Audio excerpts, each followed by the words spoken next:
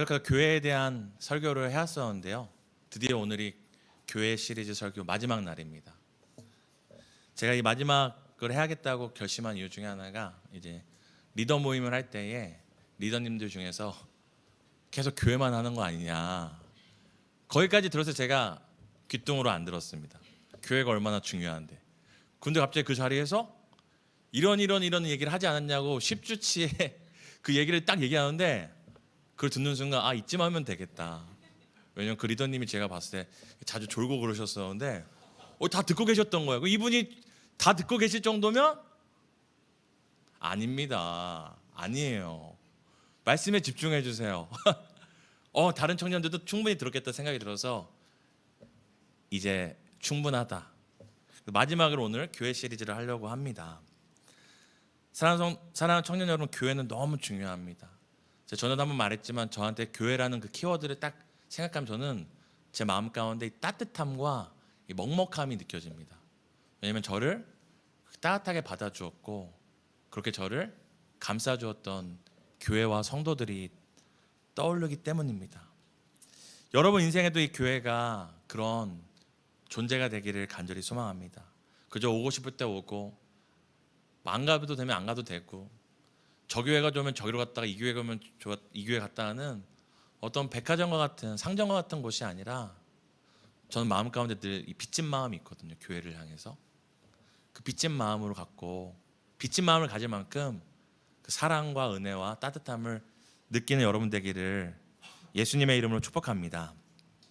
오늘 마지막 교회에 대해서 우리가 함께 나누면서 제 삶의 모토가 되는 하나의 슬로건을 나누려고 하는데요. 그것은 무엇이냐면 바로 Back to the Basic입니다.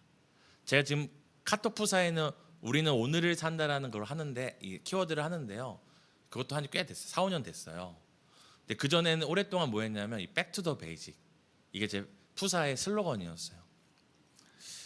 제가 아시는 분은 아시는 것처럼 제가 음악 공부를 했었잖아요.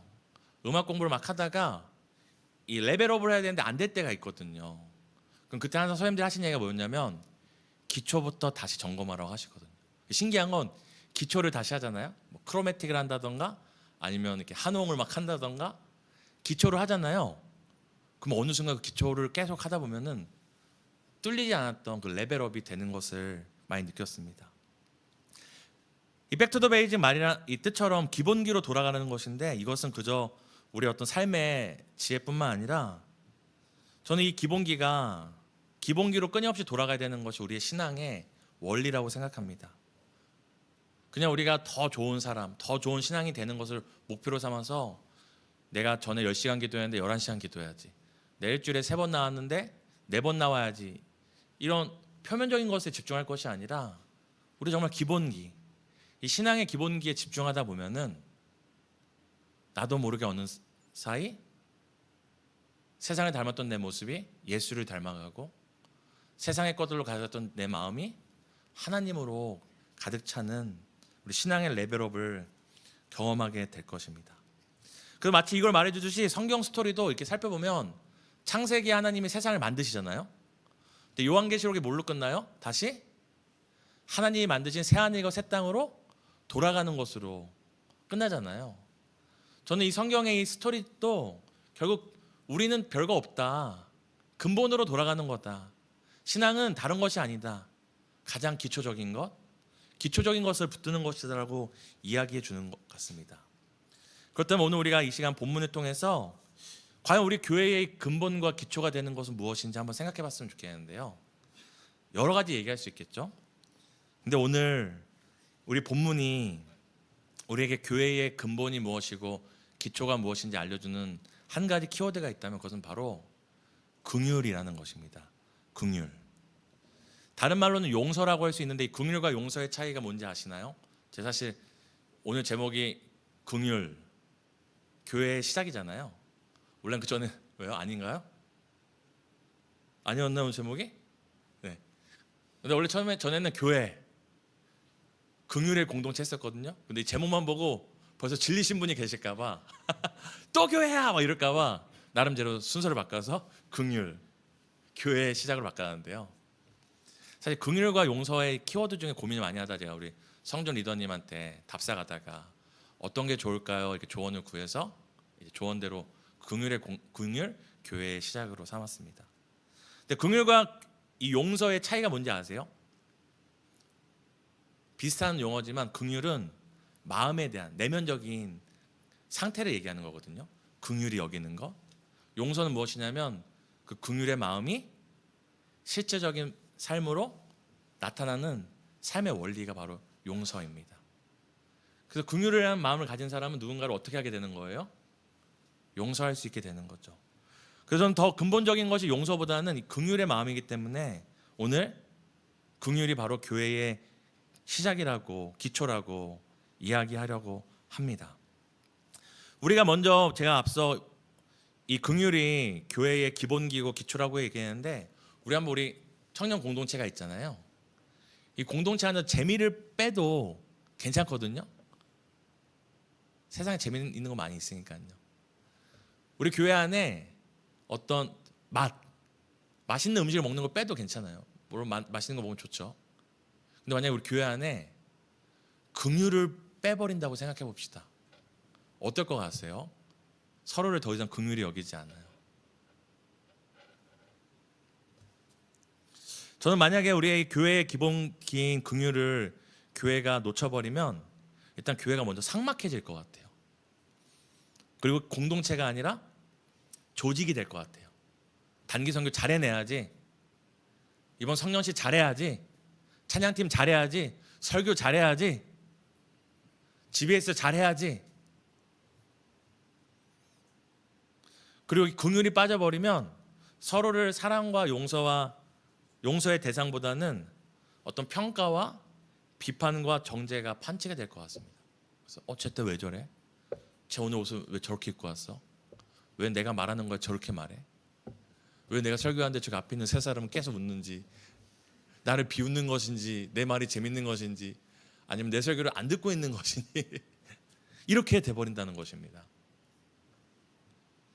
이 긍휼이라는 걸 교회에서 빼버리면 교회가 쉴만한 물가가 아니라 늘 긴장과 견제로 서로를 살피는 이 세렝게티의 사파리가 된다고 저는 생각하죠. 오늘 우리가 읽었던 본문을 통해 교회가 가져야 될 그 긍휼의 모습이 어떤 건지를 함께 살펴봤으면 좋겠습니다. 오늘 우리가 읽었던 이 세 절의 본문을 보면은 마치 재판 과정인 것 같아요. 누군가 교회 안에서 나에게 범죄를 하면 이 3단계를 통해 처리를 하라고 하거든요. 첫 번째는 1대1로 만나라. 두 번째는 1대1로 만나는데 해결이 안 되면 두세 사람이 가서 만나라. 그리고 세 번째 뭐예요? 두세 사람이 말했는데도 말을 안 들으면 뭐 하라고 얘기하는 거예요? 교회에다 까발리고 교회 말도 안 들리면 마지막에 이방인과 세리같이 여기라고 얘기하죠. 그 당시에 유대인들이 이방인과 세리를 뭐로 여겼냐면 개와 창기로 여겼잖아요. 왜냐하면 세리도 돈을 위해 민족을 판 사람들이었기 때문에 이방인과 세리를 개와 창기로 생각했거든요. 그러니까 오늘 우리가 읽었던 본문을 보면 마치 교회 안에 누군가 죄를 지면은 이 3단계를 통해 결국 말을 안 들으면 교회에서 쫓아내라고 이야기하는 것 같습니다. 그러나 우리가 이 본문을 통해 주목해야 할 것은 이 표면적인 원리가 아니라 앞서 말씀드린 교회가 늘 놓치지 말아야 될 교회의 기본기, 교회의 기초인 바로 긍휼을 놓치지 말아야 됩니다. 우리가 한 절 한 절 함께 살펴볼까요? 8장 15절입니다. 8장 15절 함께 읽도록 하겠습니다. 18장 15절이죠. 함께 읽겠습니다. 시작. 내 형제가 죄를 범하거든 가서 너와 그 사람과만 상대하여 권고하라. 만일 들으면 내가 내 형제를 얻은 것이요. 누군가 자신에게 범죄를 하면 이렇게 하라고 얘기하는데 굉장히 재밌는 것이 있습니다. 여러분, 우리 예찬 형제가 그럴 리는 없겠지만 저한테 잘못을 했어요. 누가 찾아와야 돼요? 누가 찾아와야 되죠? 예찬 형제가 저한테 큰 죄를 졌어요. 이걸 해결해야 돼요. 누가 찾아와야 되죠? 죄를 지은 사람이 찾아오는 거잖아요. 가해자가 피해자를 찾아오는 게 맞잖아요. 근데 오늘 이 본문은 뭐라고 얘기하죠? 형제가 너에게 범죄하면 오라고 하라고 연락하는 게 아니라 뭐예요? 찾아가라고 얘기합니다. 지금 피해자한테 피해를 준 사람이 찾아가라고 얘기하고 죄를 나한테 범죄해서 마음 아픈 사람으로 하여금 뭐예요? 나를 마음 아프게 한 사람을 찾아가라고 얘기합니다. 더 중요한 것은 여러분 누군가 여러분에게 상처 줬어요. 아프게 했어요. 여러분들 그거 어떻게 얘기하고 싶어요?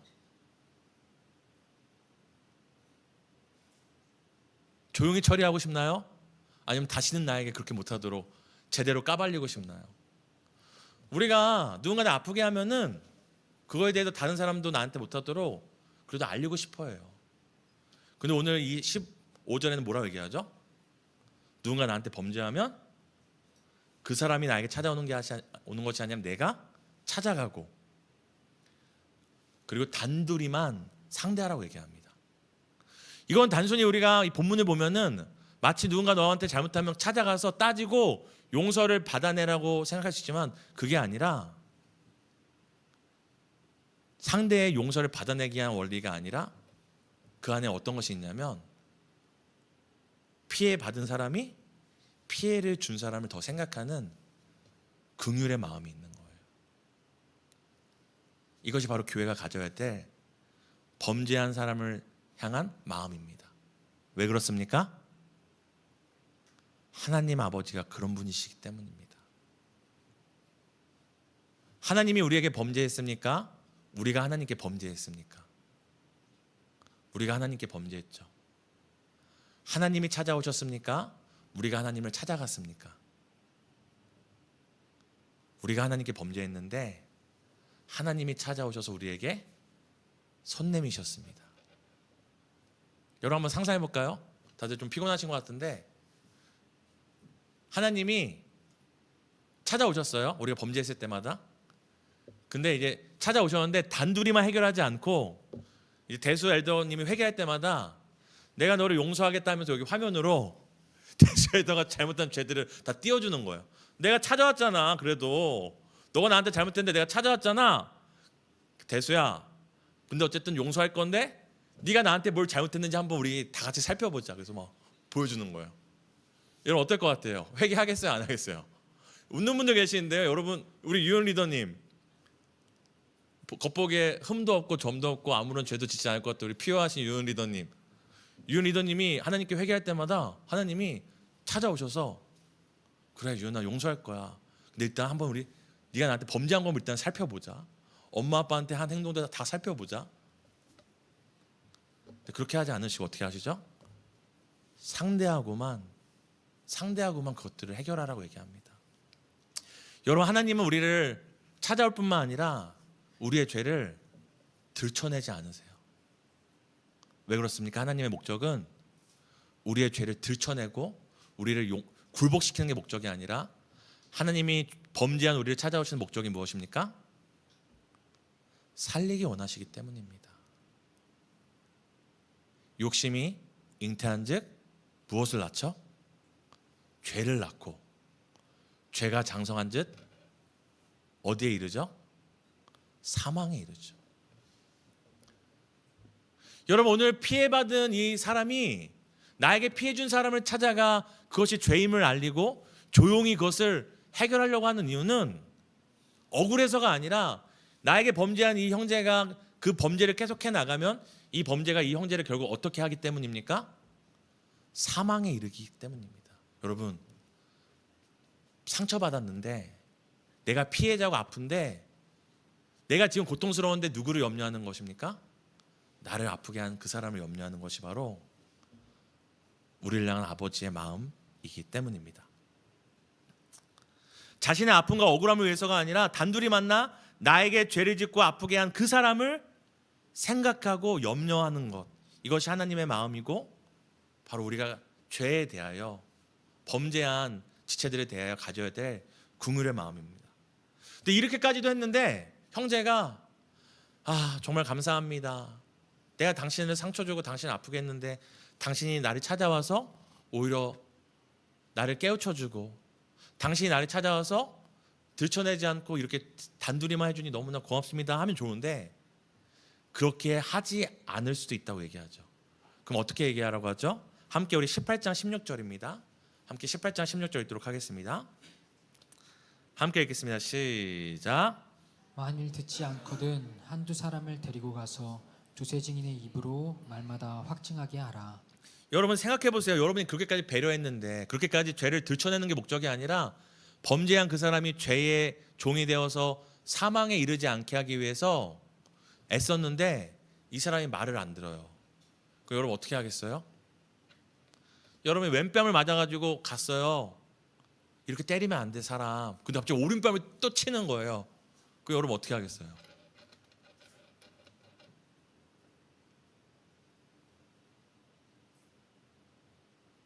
옆에 있는 사람 뺨 때리라고 하면 또 안 되겠죠?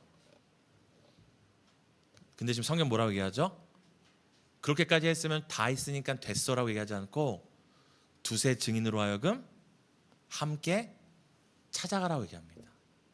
여기 확증하라는 것은 어떻게 그 사람의 죄를 까발리라고 얘기하는 것이 아니라 내가 너한테 얘기했던 너의 그 잘못이 나의 주관적인 어떤 기분 나쁨과 그런 것이 아니라 우리 두세 사람이 함께 와서 그것이 정말 큰 문제라고 얘기할 만큼 심각한 죄라는 것을 함께 와서 확실히 증거하라는 것입니다.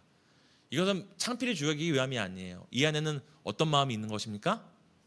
그렇게라도 범죄한 형제를 포기하지 않는 마음이 있는 거죠. 여러분 생각해 보세요. 나에게 아픔 준 사람 혼자 찾아가는 것도 쉬운 일이 아니죠? 근데 그 사람이 그걸 거절했어. 두세 사람을 모아서 또다시 찾아가는 거 쉽나요? 안 쉽나요? 안 쉽죠. 그 마음이 만약에 억울함이고 답답함이야. 어떻게든 내가 이건 절대 잠이 안 와. 내가 이 사람 꼭 부셔버리겠어 하는 마음이라면 찾아갈 수 있겠지만 상대를 위한 마음이라면 여러분 결코 쉬운 것이 아닙니다. 지금 두세 사람을 증인을 데리고 가라는 것은 이유가 딱 하나예요. 포기할 수 없기 때문입니다. 죄인 한 사람을 포기할 수 없기 때문에 또 찾아가는 수고를 하는 것입니다. 어떻게든 시인하고 용서를 빌게 하기 위해서가 아니라 끝까지 그 사람을 생각하는 거죠. 열받지만 한 번 더 찾아가는 것 자존심 상하고 아프지만 그 사람을 살리는 것, 죄인을 살리려는 마음, 포기할 수 없는 마음, 이 마음이 바로 아버지의 긍휼의 마음이기에 지금 뭐라고 얘기합니까? 교회에서 범죄한 자에 대해서 거절할지라도 또 찾아가라고 얘기합니다. 근데 그렇게 두세 사람이 찾아갔을 때 들으면 좋을 텐데 지금 또 어떤 일이 일어나죠? 17절을 함께 읽도록 하겠습니다. 함께 읽습니다. 시작. 만일 그들의 말도 듣지 않거든 교회의 말하고 교회의 말도 듣지 않거든 이방인과 세리와 같이 여기라. 아멘. 그렇게 두 번의 수고를 했음에도 이 사람이 말을 듣지 않으면 어떻게 얘기하라고 하냐면 교회에다 알리라고 얘기합니다. 이것은 이제 교회가 큰 공동체니까 이 공동체의 무력으로 힘으로 협박을 하라는 것이 아니라 어쩌면 최후의 보루인 거죠. 최후의 보루. 이 사랑의 공동체, 용서의 공동체가 그 사람의 죄에 대해서 정죄가 아니라 정말 심각하게 받아들인다면 혹시라도 모르잖아요. 돌이킬 수 있잖아요. 그죠? 아, 이게 두세 사람의 처음에 찾아왔을 때는 뭐야? 뭘 잘못했다는 거야? 두세 사람이 찾아오니까 아, 뭐 이렇게까지 해 하는데 교회 공동체가 형제여 자며 그건 범죄입니다. 심각한 죄입니다. 말할 때에 이 사람으로 하여금 진짜인가? 내가 진짜 큰 죄를 지은 수 있겠네 하는 그 생각을 주기 위함이죠. 근데 오늘 우리가 읽었던 이 마지막 17절의 끝이 이상해요. 그렇게 교회에게도 말하고 교회의 말을 듣지 않으면 참고 기다리라고 말하면 우리가 생각하는 해피엔딩인데 마지막에 뭐라고 얘기하죠? 다시 한번 17절 읽어볼까요? 만일 그들의 말도 듣지 않거든 교회의 말하고 교회의 말도 듣지 않거든 이방인과 세리와 같이 여기라. 쉽게 얘기해서 쫓아내라는 거예요. 예전에 유대인 회당에는 이런 표지가 써 있었대요. 이방인과 개는 출입 금지. 세리와 창기의 헌금은 받지 않습니다. 그러니까 유대인들의 시선에서 이방인과 세리와 같이 여기라는 것은 개와 같이 여기고 개만도 못하게 여기고 뭐예요? 돈을 위해 자기 몸을 파는 창기와 같이 여기라는 것이죠. 오늘날로 얘기하면 마치 일제 시대 때 일본의 앞잡이를 한 사람과 그때의 기생과 같이 여기라 이렇게 얘기하는 거죠. 그래서 우리가 이렇게 보면 마치 용서하고 참다 안 되면 마지막에 뭐 하라는 거예요? 교회에서 아주 쫓아내라고 하는 것 같습니다. 다시는 교회 발 못 들이게 본때를 보여주라고 얘기하는 것 같죠. 그런데 중요한 것은 누구의 시선으로 봤을 때 이방인과 세리인가 하는 것이죠. 유대인의 시선에서는 이방인과 세리가 개와 창기라고 했잖아요. 근데 한번 여쭤보겠습니다. 예수님의 시선에서 이방인과 세리는 어떤 사람들이었습니까? 유대인들의 입장에서는 상종하기 싫은 사람이고 쫓아내고 싶은 개와 창기와 같은 사람들이 이방인과 세리였는데, 예수님의 입장에서 이방인과 세리는 어떤 사람들이었습니까? 예수께서 죄인들과 세리와 함께 식사를 하셨더라. 예수님은 이방인이라고 세리라고 멀리하거나 그들을 개처럼 창기처럼 여기지 않으셨어요. 오히려 창기와 같은 여인을 찾아가셨죠. 이후로는 너를 정죄하지 아니하노니 앞으로 죄를 범하지 말라. 여러분, 예수님께서 이 마지막 구절에 한 사람도 안 되면 두세 사람도 안 되면 교회를 통하여, 교회의 말도 듣지 않으면 이방인과 세리같이 여기라는 것은, 물론 교회에서, 공동체에서 내보내라는 말은 맞아요. 왜냐면 교회는 원칙 없는 것이 아닙니다. 저기서 누가 술 먹고 들어와서 막 난리치면 우리가 사랑의 공동체라고 그냥 가만히 있습니까? 아니죠. 누가 와서 들어와서 막 제 뺨을 때린다고 제가 왼뺨도 돼야지, 오른뺨도 돼야지 이렇게 되지 않지 않습니까? 누가 와서 여기서 우리 자매님들의, 형님들의 신체를 막 만진다면 우리가 사랑의 공동체니까 참자라고 하지 않죠.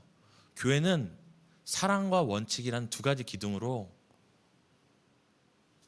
원칙을 갖고 있습니다. 여기서 이방인과 세리같이 여기라는 첫 번째 뜻은 교회 밖으로 내보내서 그의 죄의 심각성을 알리라는 것 분명합니다. 근데 이것을 마치 우리가 개와 창기와 같이 여겨서 인간 대우를 하지 말라는 의미로 생각해서는 안 됩니다. 왜냐하면 예수님은 고아를 찾아가셨고 과부를 찾아가셨고 창기들을 찾아가셨고 이방인과 세리를 찾아가셨던 분이기 때문입니다. 일부러 예루살렘에 가는 길이 있음에도 멀리 돌아서 이방 여인을 만나러 가셨기 때문입니다. 여기선 두 가지 의미가 있는 거예요. 쫓아내어, 내보내어 교회의 죄의 심각성을 알리라는 것과 동시에 뭐 하라는 거예요? 그럼에도 불구하고 돌아오기를 기다리라는 거죠. 돌봐주라는 것입니다. 끝까지 돌아오기를 기다리고 돌아올 수 있도록 기다리라는 것입니다. 개와 창기와 같이 여겨서 다시는 교회에 발 못 들이도록 턱을 만들라는 것이 아니라 언제라도 깨닫고 돌아오면 돌아올 수 있도록 돌아보라는 것이죠. 이 마음이 바로 하나님 아버지의 긍휼의 마음입니다. 그래서 우리 사랑하는 청년들 아는지 모르겠지만 바른 교회를 얘기하는 세 가지 기준이 있어요. 바른 말씀이 선포되는 거, 성례, 이 세례식을 행하는 거, 마지막에 뭐냐면 바로 칠입니다. 칠이 뭐냐면 누군가 잘못했을 때 그거에 대해서 징계를 내리는 거예요. 여러분, 교회가 사랑의 공동체라고 다 오케이 하지 않습니다. 이 세 가지가 없으면은 칼빈이 건강한 교회의 기준이 아니라고, 건강한 교회가 아니라고 얘기했고, 이 기준을 오늘도 받고 있어요. 그래서 여러분, 교회에 멋진 찬양팀 없어도 교회 되거든요. 근데 바른 말씀이 없으면 뭐예요? 교회가 아니에요. 교회가 아무리 시설이 잘 돼 있어도 날마다 구원받는 사람이 있어서 세례를 행하지 않으면 뭐예요? 교회가 아닌 거예요. 교회가 아무리 사랑해도 누군가 범죄하면도 그거에 대해서 그냥 유연하게 대한다면 그건 교회가 아닌 거죠. 근데 이 7위 중에서 가장 끝판왕 7위가 뭐냐면 바로 출교라는 거예요. 교회에서 쫓아내는 거. 출교. 근데 이 출교에 대해서 칼빈이 뭐라고 얘기하냐면, 지금부터 500년 전에 이 출교를 오해할까 봐 밑에 단서를 달아요. 이 출교는 영원히 지옥불에 던지기 위한 수단이 아니라 형제가 회개하고 돌아올 수 있도록, 회개하고 돌아올 수 있게 하기 위해 문을 열고 내보내는 것이라. 여러분, 지금 예수님께서 마지막에 그 말도 듣지 않으면 이방인과 세리같이 여기라는 것은 그냥 밖으로 쫓아내서 연을 끊으라는 것이 아니라 죄에 대해서는 죄라고 분명히 단언하되 무엇을 하라는 것입니까? 문을 열고 끝까지 돌아오기를 기다리라고 이야기합니다. 이것이 바로 교회의 기초와 근본이 되는 하나님의 긍휼, 죄인을 사랑하시고 먼저 찾아오시고 용서하시고 구원하시는 하나님의 마음입니다. 하나님께 우리가 범죄하였는데 하나님이 우리에게 뭘 하셨어요? 먼저 손 내미시고 찾아오시고, 우리가 하나님의 그 사랑을, 손 내미신 사랑을 부인하였는데 또 어떻게 하세요? 예수 그리스도를 보내시고 또 누굴 보내세요? 성령을 보내시고 또 누굴 보내세요? 예수의 사람들 보내서 끝까지 돌아와야 한다. 돌아와야 한다. 그럼에도 받아들이지 않는 우리를 위해 어떻게 합니까? 그래, 지옥에나 떨어져가 아니라 여전히 문을 열고, 마치 탕자의 아버지가 그 아들을 기다리듯이 문 열고 언제 돌아올까? 이제는 돌아오지 않을까 하며 기다리는 것이 바로 하나님 아버지의 마음이고, 가장 중요한 여러분들을 향한 아버지 하나님의 마음입니다. 제가 20살 때 이 예화가 아니라 저의 경험을 여러분께 들어드리고 말씀드리고 오늘 설교를 마치겠습니다. 제 인생에 그 신앙에 영향을 주신 두 분이 계시거든요. 한 분은 정말 신앙에 대해서 영향을 주신 분이 계시고, 서선주 목사님이라고 저한테 생각하는 신앙에 대해서 정말 알려주셨어요. 또 한 분은 저한테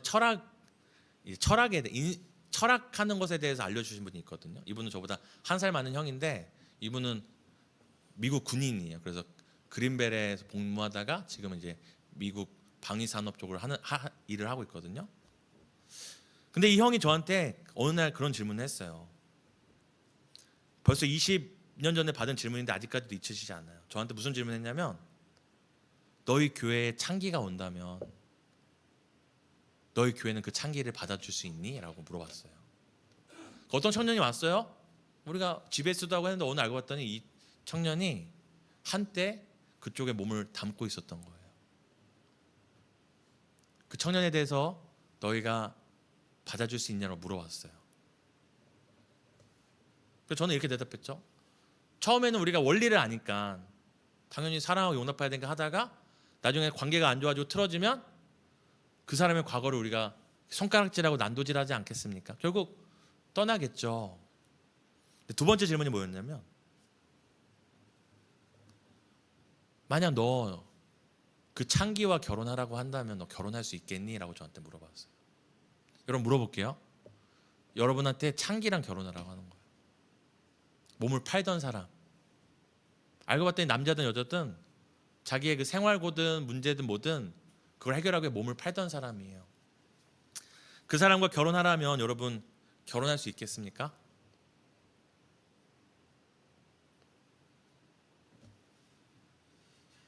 저는 그때 얘기했어요. 아니요. 아니요라고 대답했어요. 여러분 표정 지금 어떻게 그럴 수 있어라는 표정이신데요. 저는 아니요라고 했어요. 저는 그럴 수 없거든요. 왜냐면 그때 저는 신앙생활도 잘하고 있었고, 저희 큰아버지가 목회하시는 교회 안에서 사람들에게 인정받는 청년으로서 또 유망 주도한 신학생이었거든요. 제가 어떻게 창기와 결혼할 수 있겠습니까? 그런데 비웃으시는 분은 보세요. 근데 오래 되지 않아서 얼마 안 돼서 깨닫게 되었어요. 무엇을 깨달은지 아세요? 내가 바로 하나님 앞에 창기구나. 창기만도 못한 사람이구나라는 것을 제가 깨닫게 되었어요. 이건 제가 과격하게 얘기하거나 저를 낮추는 표현이 아니라, 창기는 그래서 돈을 위해 자기 몸을 팔잖아요. 나는 나의 욕망을 위해 하나님을 파는 사람이더라고요. 근데 더 끔찍한 건 입술로는 하나님을 사랑한다 말하지만 틈만 나면, 기회만 있으면 하나님을 수없이 팔아버리는 사람이 저라는 걸 깨달았어요.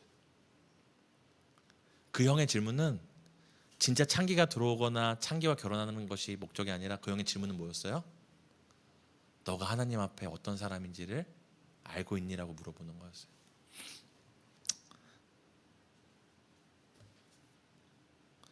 하나님이 그런 나를 용납하시고 받아주신 것을 알기에 저도 이렇게 사역하다 보면 뭐 저런 사람이 쟤는 왜 저래? 할 손가락이 들리다가도 늘 제 마음에 어떤 마음이 있는, 제 마음에 어떤 음성이 들리냐면 너가 어떤 사람이었는지 알잖아 라는 그 한마디가,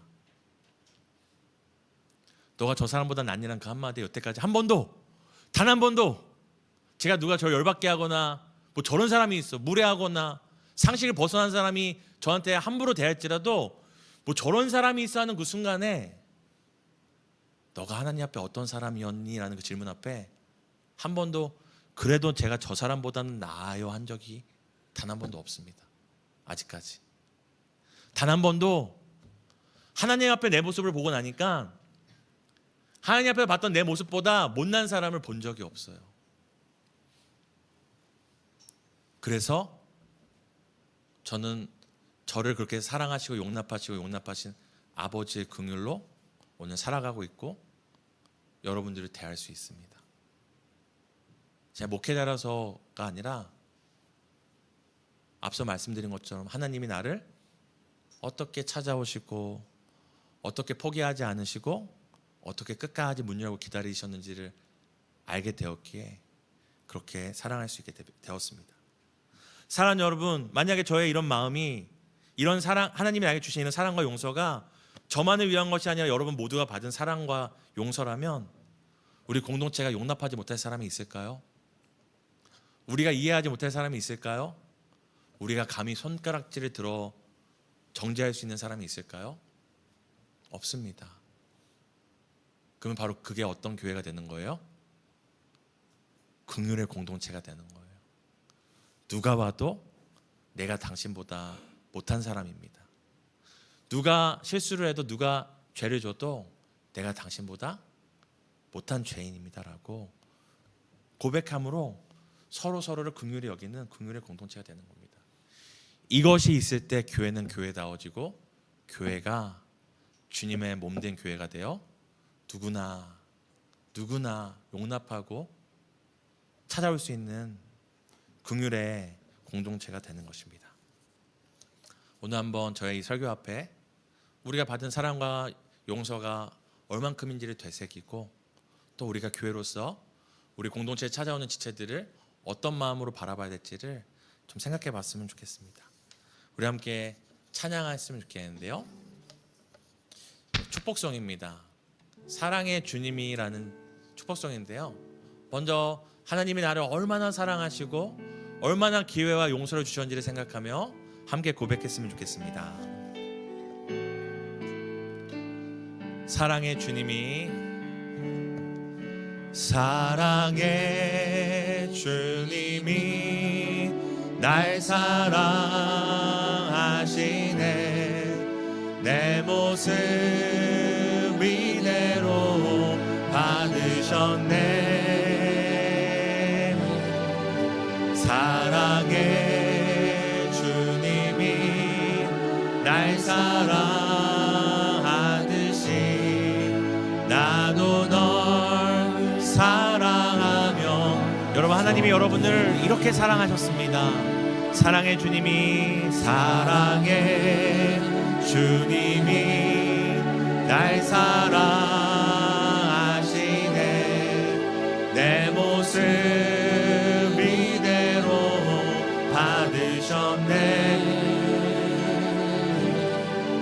사랑의 주님이 날 사랑하듯이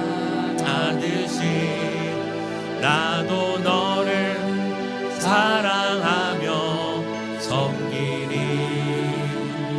어르신 한 번 더 고백할 때는 이제 우리가 그런 사랑을 받았으니 우리가 우리 옆에 있는 지체들을 또 앞으로 우리에게 허락하실 지체들을 이렇게 사랑했다고 고백합시다.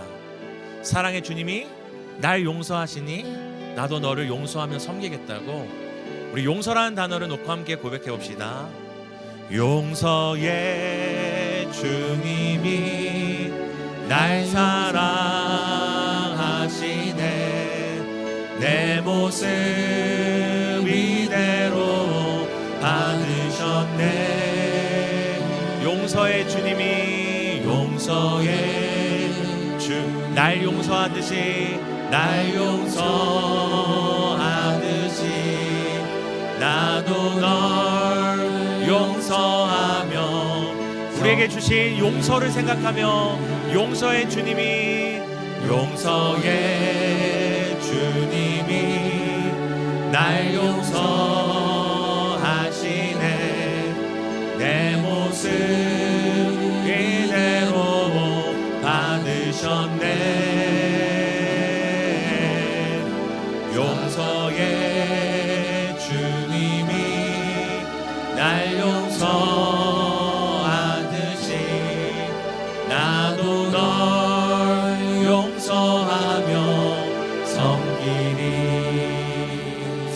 이제 우리 마지막 고백할 때는 물론 여러분 주변에 여러분의 용서를 받아야 될 사람 없겠지만 앞으로 당신이 나에게 어떤 행동을 하던 내가 받은 그 용서로 당신을 용서하겠다고 옆 사람을 보면서 아이 컨택을 하면서 우리 함께 고백했으면 좋겠습니다.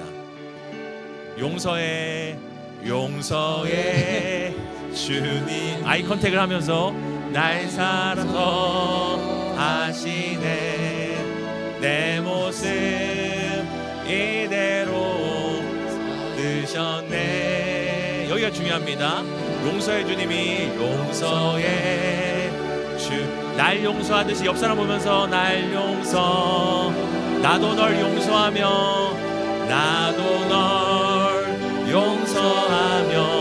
섬기리 나도 널 용서하며 섬기리 나도 널 용서하며 여러분 쳐다보세요. 우리 자매들끼리 특히 쳐다보세요. 나도 널 용서하며 섬기리. 자, 우리 오늘 조용히 기도했으면 좋겠는데요. 오늘 우리가 그 사랑과 용서에 젖어 우리가 잠잠히 하지만 깊이 있고 무게 있게 기도했으면 좋겠습니다. 하나님의 사랑은 우리가 범죄했음에도 우리를 먼저 찾아오시는 우리에게 먼저 손 내미시는 사랑입니다. 하나님의 사랑은 우리가 거절할지라도 포기하지 않고 두세 사람과 찾아오시는 사랑입니다. 아버지의 사랑은 우리를 쫓아내실지라도 다시 돌아오기를 문 밖에서 기다리시는 사랑 바로 긍휼입니다.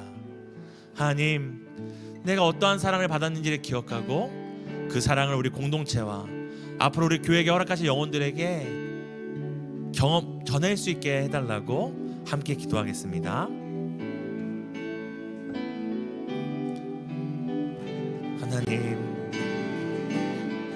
하나님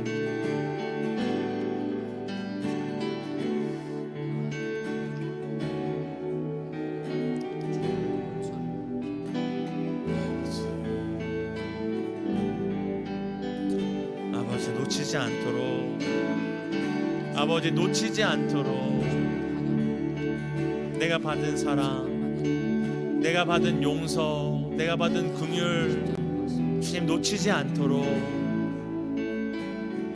주님 아버지 사랑하며 용서할 수 있도록 아버지 긍휼히 여길 수 있도록 주님 도와주세요. 아버지 나는 사랑 안에 있습니다. 내가 그 용서 안에 있습니다. 내가 그 은혜와 긍휼 안에 있습니다.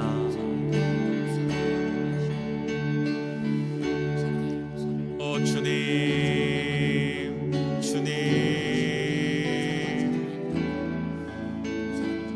내가 그 용서 안에 있습니다. 긍휼 안에 있습니다. 하나님 오 주여 날마다 범죄하고 정말 분초마다 하나님을 배신하고 하나님을 팔아넘기는 이런 인생이지만 그럼에도 편없이 날 사랑하시고 기다리시고 용서하시고 인도하시는 아버지의 사랑을 우리가 잊지 않기 원합니다. 잊지 않기 원합니다.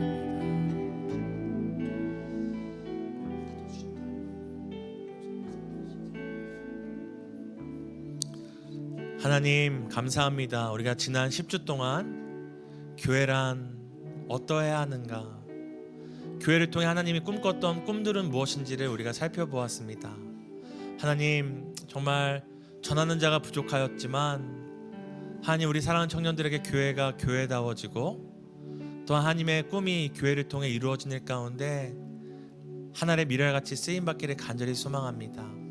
무엇보다도 우리가 늘 놓치지 말아야 될 교회의 기초, 나를 어떻게 용서하시고 어떻게 참으시고 어떻게 찾아오시고 어떻게 끝까지 기다리셨는지를 우리가 잊지 않게 하셔서 하나님 우리 교회 가운데 허락하신 어떤 영혼이든 먼저 찾아가고 포기하지 않고 끝까지 문 열고 기다리는 우리 될 수 있도록 우리를 인도해 주세요.